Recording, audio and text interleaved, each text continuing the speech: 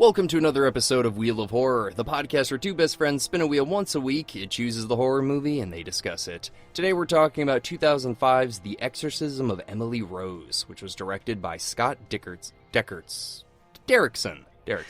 I am your co-host, Alec. And this is Joe. Just in case anybody did not listen to last week's episode, Eric officially had his baby, so congratulations to Eric and Shannon. Yes. And their new baby, Summer. So Eric's going to be gone for the foreseeable future, and we have the best horror expert in the tri-state area, Joe Testa. Thank you very much. I don't know if that's true, but I certainly try, and thanks again for having me. In my mind, you definitely are, you know. Well, today we're talking about a pretty interesting film, and I want to start off just by asking you... Oh, wait, no, you did. You said last week you'd seen this in theaters. Yes, okay. I did. All right, so that answers my question. So, yeah, man, what did you think right off the bat? Yeah, I remember really enjoying this one back in 2005, and I feel like it led to a whole kind of exorcism movie resurgence. I could be wrong about that, but I saw this one, I enjoyed it, and then I think I kind of ignored most of the other exorcism movies that came out in the 2000s. I mean, I think before we jump into this movie, we have to at least touch base on the granddaddy of exorcism movies, The Exorcist. Oh, yeah. You know, like, I mean, for me, that is pretty much as close to a perfect film as it gets. I mean, I actually just listened to a podcast with the director, William Friedkin, and he comes from a documentary film background.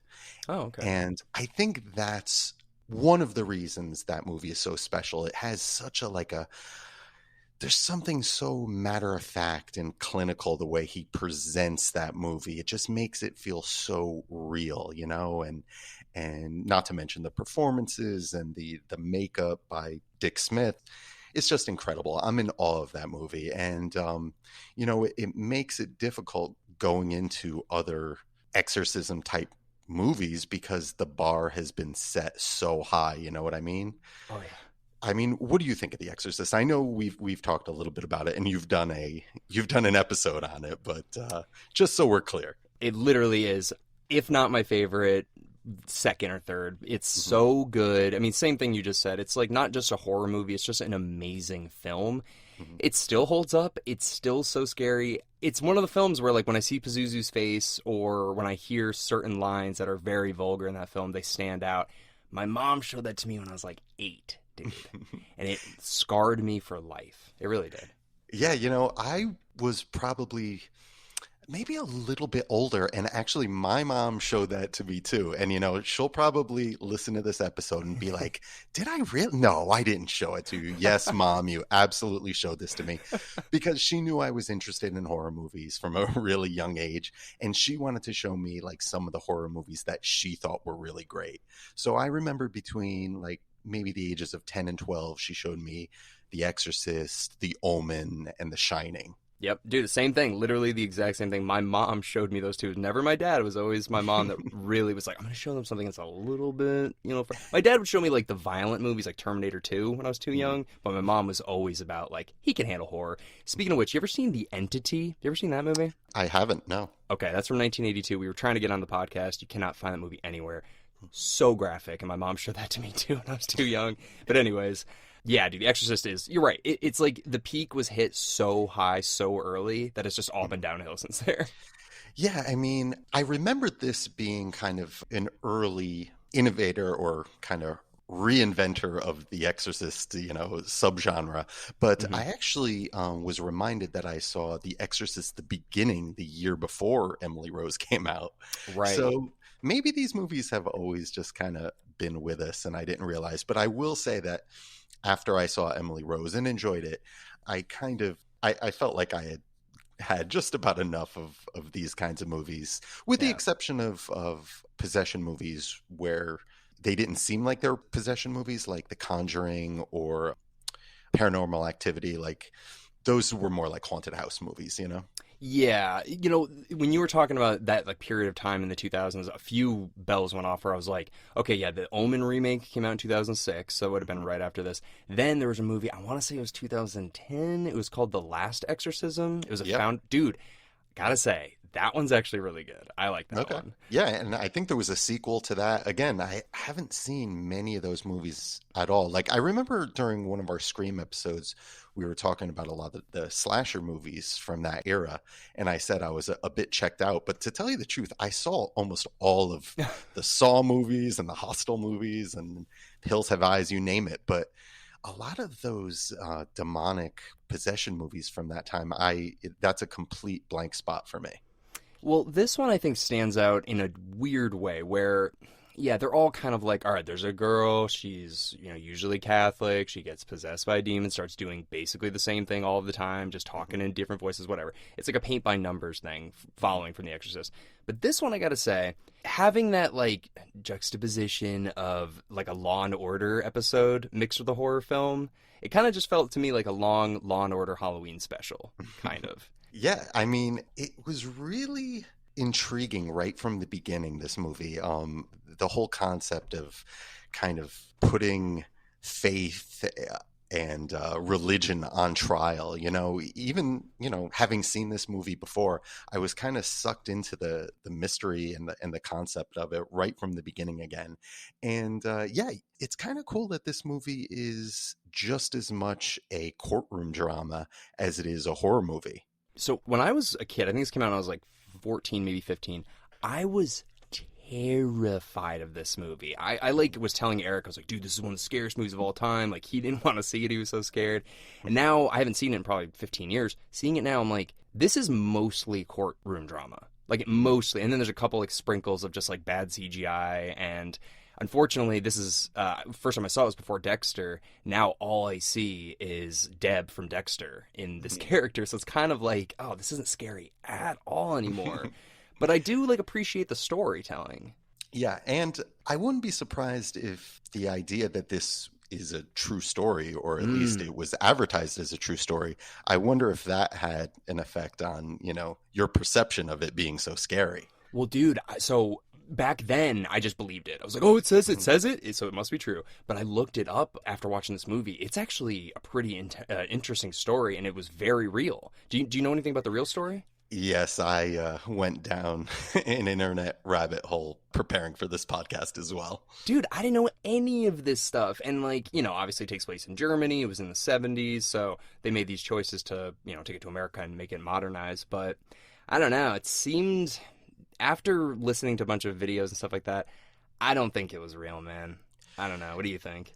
Yeah, I mean, what I came away from was it's just a really sad story of a girl that was pretty obviously very, very disturbed and should have been under some serious medical supervision. Yeah. And yeah, I mean, that's really what I take away from it. Did you happen to listen to any of the tapes from the exorcisms? Just like tiny snippets that were in the BuzzFeed one because I was too afraid to watch the whole. Okay. Did you? I listened to a bit. Yeah, I mean, man. Like you said, they're all in German, and in fairness, they are creepy. And I almost wonder if she had seen The Exorcist, because she is doing a very Linda Blair type voice.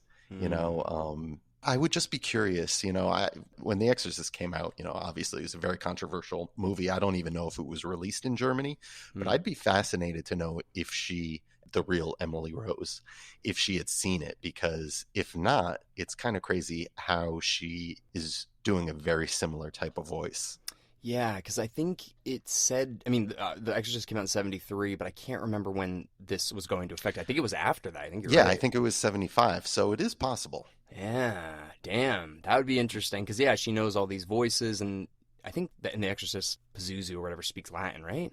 I haven't seen The Exorcist in a while, Yeah. but he speaks English in reverse. Right. Is the whole thing in The Exorcist is he's trying, I'm saying he, meaning the demon. Yeah. He's trying not to do anything in the priest's presence that will secure an exorcism. Right. The one weird thing that I thought from the real Exorcism of Emily Rose, like the actual tapes and stuff, was, he said, like, I am Hitler, I am Lucifer, like, there's naming off all of these different things that they were, but she did mention this one, like, random priest from the 1600s that was, like, exiled or something. Do you remember that? Yes, yes. She was also possessed by Nero, the Roman emperor. I think, like in the movie, there were 6 demons that she said she was possessed by. Hmm. Yeah, so, I mean, it's pretty creepy, it's pretty weird. Yeah, it's interesting and obviously very different from the movie, but you have to expect these things. I mean, this is coming out in the same year as the Amityville Horror remake. Oh, yeah. And just a couple years after the Texas Chainsaw Massacre remake, all of these movies were kind of billed as based on a true story. But once you do a little digging, not so much. I know. I don't know. They didn't even use some of the scariest stuff, I felt like, from the real trial, but Yeah, and I do feel like this movie is a lot more respectful than it needed to be. Like when they do have these kind of horror flashbacks where you get all this kind of demonic imagery, they also show kind of like an alternate flashback where it all could have been from, mental illness. mhm. So I do feel like this movie, it shows a little bit more respect for the original story. But I think that's kind of needed because, as we were talking about before, like, if it didn't have that, like, questioning the audience really being like, I wonder, they are presenting. It's almost like we're the jury as the audience in this movie. But Mhm. if it didn't have that stuff and we were just full on supernatural team or whatever, it would just feel like another Exorcist movie. So it does help having that scientific, I don't know, mirror imaging of.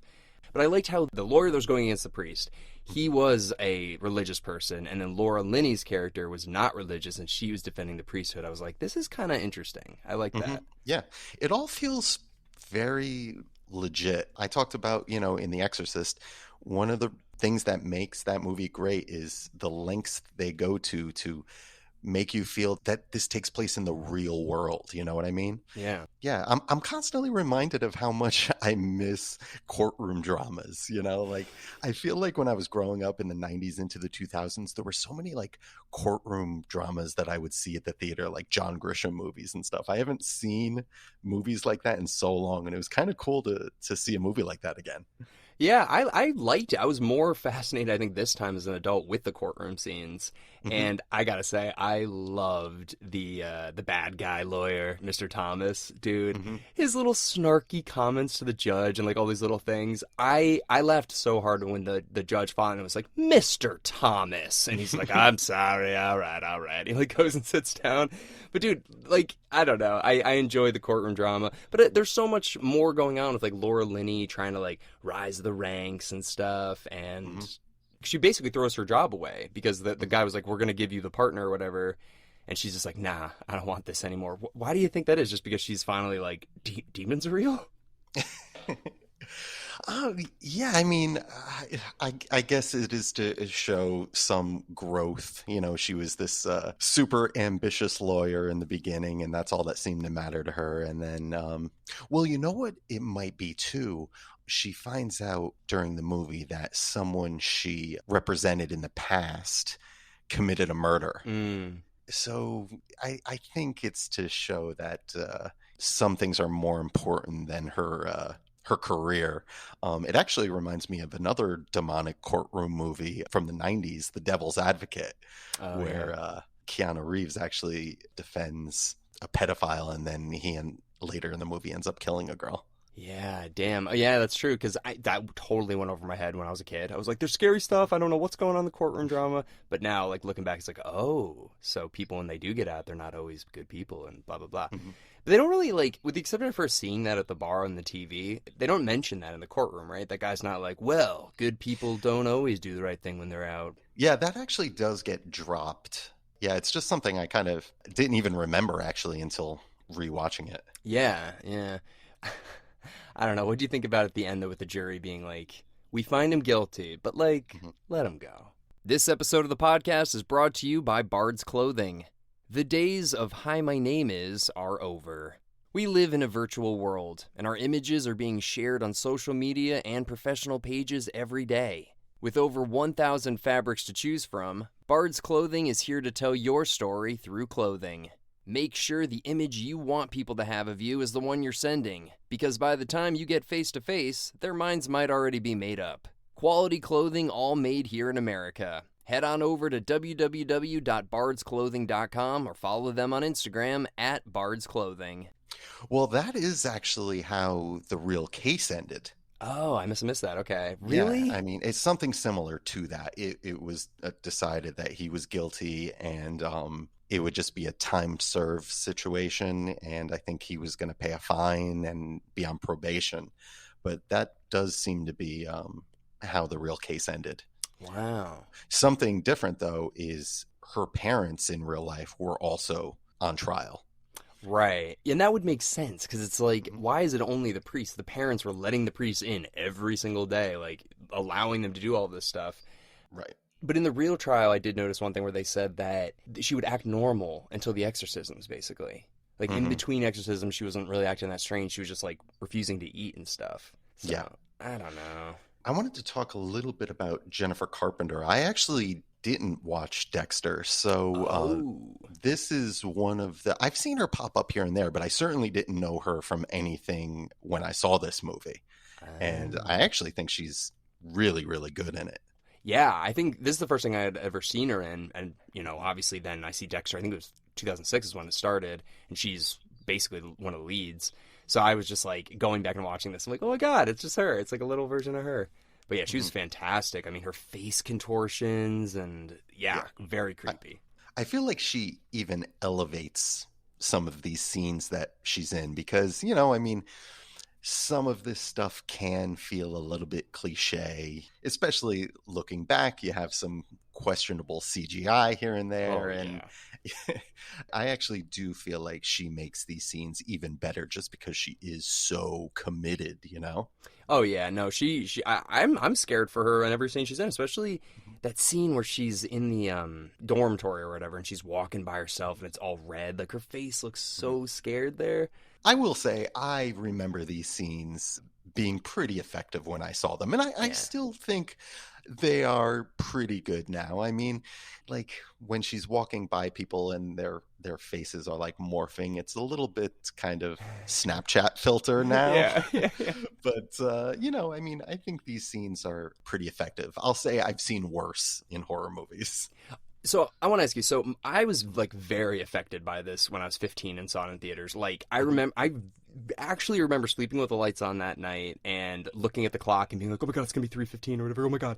But for you, you know, you would have been about 8 years older. And you said you were checked out of demon movies after this. Did you walk up being like, fuck this? Or what were your thoughts? No, I liked this movie a lot. You know, like I said, I liked this movie, but I don't think I needed any more of it afterwards. You know, like I said, I saw The Exorcist the beginning the year before. And actually this same year, Dominion came out. Right. Which is an alternate version of Exorcist 4. They made the movie Dominion. And then they scrapped it and they made Exorcist the Beginning, which is, you know, a podcast in itself. Well, I got a kind of interesting story about that. So I took this class in college called Great Film Directors, and the whole semester you would just watch all the films of one director and you discuss it. So our teacher chose Paul Schrader. Yep. So we just watched Taxi Driver, Raging Bull, Autofocus. I mean, like tons of his movies. And he actually came in and kind of went over this. He went over the Dominion, the beginning, like what happened, basically. That is so interesting. I know, and I wish I remembered more, but I remember him specifically kind of being like, yeah, you know, like they had this other one and it didn't work out, so they brought me in, and then I did it and it also didn't work out. Like, yeah, so the movie that came out in theaters, The Exorcist the Beginning, that was directed by Rennie Harlin, who did Nightmare on Elm Street 4 and Cliffhanger, Die Hard 2, mostly action movies. And it's a very like conventional, flashy horror movie. Like it's what you would expect an exorcism movie to be in the early 2000s.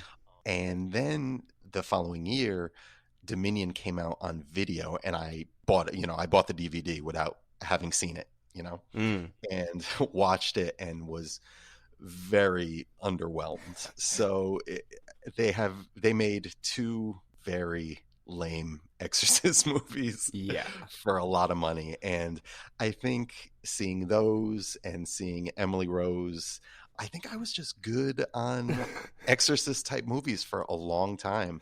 I actually just saw a trailer for a new Exorcism movie that's coming out, I would imagine relatively soon. I cannot tell you the name of it, but I saw the trailer in theaters recently, and I was just like amazed by how much mileage Hollywood is still getting out of this same kind of imagery of like girls with white eyes and bile coming up from orifices and weird body contortions, and it's just amazing.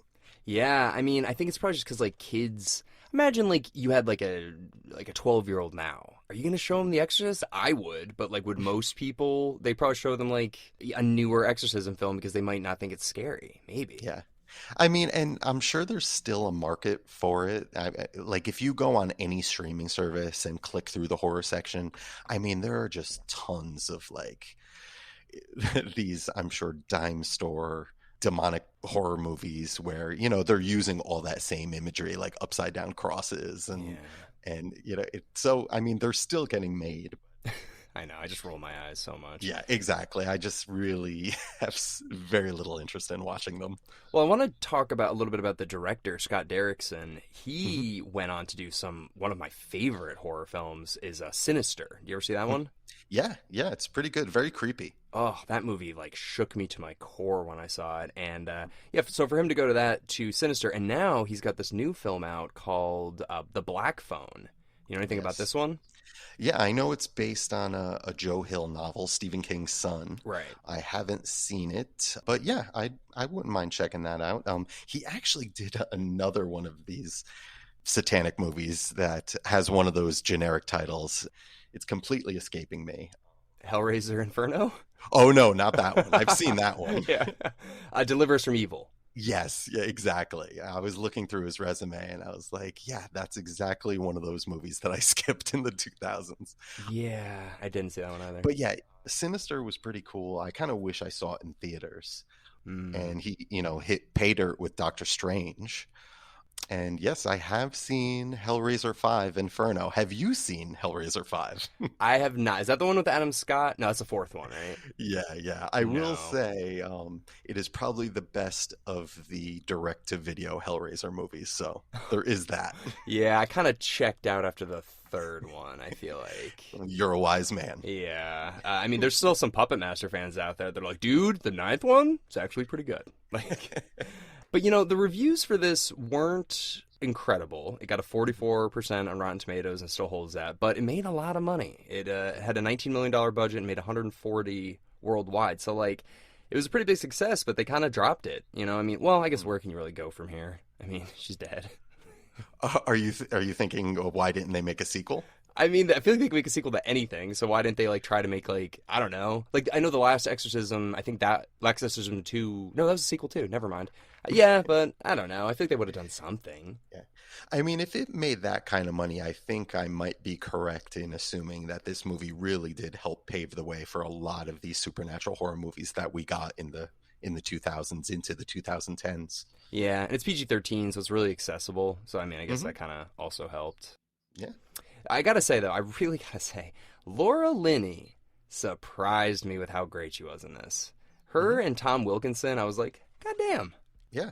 Yeah, I'd say the whole cast all around is really impressive. And I mean, again, that's one of the things that makes The Exorcist so great. I'm sorry I keep bringing up that movie, No, but of course. if you do make a movie like this, you're inevitably going to be compared to that movie. And yeah, I think the cast is really exceptional. Well, while we're on the subject of The Exorcist, one last question for you then. What are your Mhm. thoughts on this new attempt at a whatever sequel? Oh man. I feel like my thoughts on anything in the works right now is just to be cautiously optimistic or just like save my opinion until I actually see it, I Mm. mean, I will say, it's being made by the people who made the new Halloween movies, right? Hmm. And I'm a fan of those movies. Yeah. Oh, yeah. So, and it's not like there haven't been bad versions of The Exorcist before. So it's not like they're going to be sullying the perfect reputation of that film series. No. So, I'll definitely check it out. Ellen Burstyn's like 90 something. Right. Like, Yeah. what? Yeah, Yeah. that's fascinating, but word of this came out a while ago, and I don't know if COVID has delayed things, but I feel like we should be getting more information about this, but it's slow leaking out. Yeah, I keep hearing about this and a new Hellraiser. I keep hearing, and I'm like, well, we'll see. Yeah, and yeah, I guess we'll see what happens. What do you think of it? I mean, hey, dude, I'm on board. I tried to give the TV show a shot. My mom was like, it's so good. And I watched a couple episodes, and it just felt too network TV for me. I just didn't have that grit. Yeah. But the sequels are horrible. So, yeah, you're right. Well, let me push back a little bit on that. I will say I think The Exorcist 3 is definitely worth checking out. I have to be honest, I don't think I've seen that since I was a kid. I think I watched a little bit of it and was just like, but I got to watch it again. Yeah, that one gets a pretty big recommendation from me. I haven't seen most of them in years, but last time I revisited Exorcist 3, I thought it was pretty well done. And it's from the writer of the original Exorcist, William Peter Blatty. So it's based on his novel, which was like his official sequel. So yeah, I would say check that one out. Yeah, and that one almost had like 20 years, because that one came out in 90, and I think Heretic is the second one, right? Yes. And that came out in, I'll say, 77, maybe? Yeah, man, I remember watching that one as a kid and just like being totally baffled by it. And I actually did a rewatch of all the Exorcist movies maybe 10 years ago, and I was equally baffled by it 10 years ago. So, yeah, not a fan of that one. That's one with James Earl Jones, right? Yes. Yeah, okay, yeah, I've seen that one. Yeah. I mean, hey, you can do bad exorcism movies, but it sucks, dude, because, yeah, the bar was set so high so early. So where do you really go from there? Yeah. But hey, listen, I think Emily Rose is right up there. I mean, if we're not talking, I mean, there's a lot of cool demonic, satanic horror movies like I mentioned, The Omen, and I don't know if you consider like The Shining a possession movie. I guess you can, but movies where there's the actual like Roman ritual, the rite of exorcism that deals with like Christian mythology, there's not a lot of good ones. So I would put Emily Rose right up there. Yeah, no, for sure. No, I mean, it really is. And I think also, too, like, I was quote unquote raised Catholic. So I think these kind of movies, like, I would always go to church or whatever and be like, oh my God, that's like from The Exorcist, like where the eyes were bleeding. That's the Virgin Mary. Oh my God. So, like, it kind of felt more real. And if maybe I was like Jewish or Muslim or anything like that, like, I'd just be like, it's just like whatever. Oh, I was raised Catholic as well, but I feel like I learned 90% of what I know about, Christian mythology through horror movies. I thought you were going to say that. I was like, that's actually hilarious. Yeah, there's so many exorcism movies, but I don't know if I'll just mention this really quickly, but there was a Jewish possession, no, not possession, I guess haunted house movie called The Vigil. Do you ever see that? No, but I do remember there was a Jewish demon movie. I think recently there was like a Hispanic demon movie, La Lorna. Huh. No, I feel like they've really diversified the demonic horror movie genre too. They have to. I mean, I kind of liked the Vigil, the Jewish one. I was like, oh, this is different. This is interesting, but I don't know. They got to do something. Yeah. Anyways. I think there's another Jewish demon movie, The Possession from 2012. So yes, another one with a generic title that I haven't seen. Huh. Yeah, well, I mean, I'm glad that they're reaching out a little bit, Well, anyways, you got any last minute thoughts on The Exorcism of Emily Rose? No, it was fun to check it out again after all these years. I think this is the first time I've rewatched it since 2005, and yeah, it was good. Like you said, I think the drama and the courtroom scenes are what hold up the best, and I was really pulled in again right from the get-go, so it gets a recommend from me. Yeah, me too. I enjoyed it. I same thing. I haven't seen it since probably 2005, and wasn't disappointed. But if you're gonna see Exorcist movie, just watch The Exorcist. I mean, let's be real. True. Anyways, why don't we spin the wheel? Great.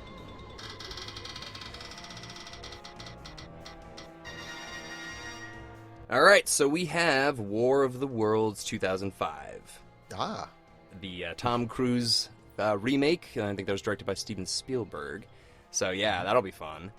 And I have a guest for sure. I don't know who it is just yet, but there are a couple requests to be guests on that one, so I just need to look up who texted me first, so I'll be fair.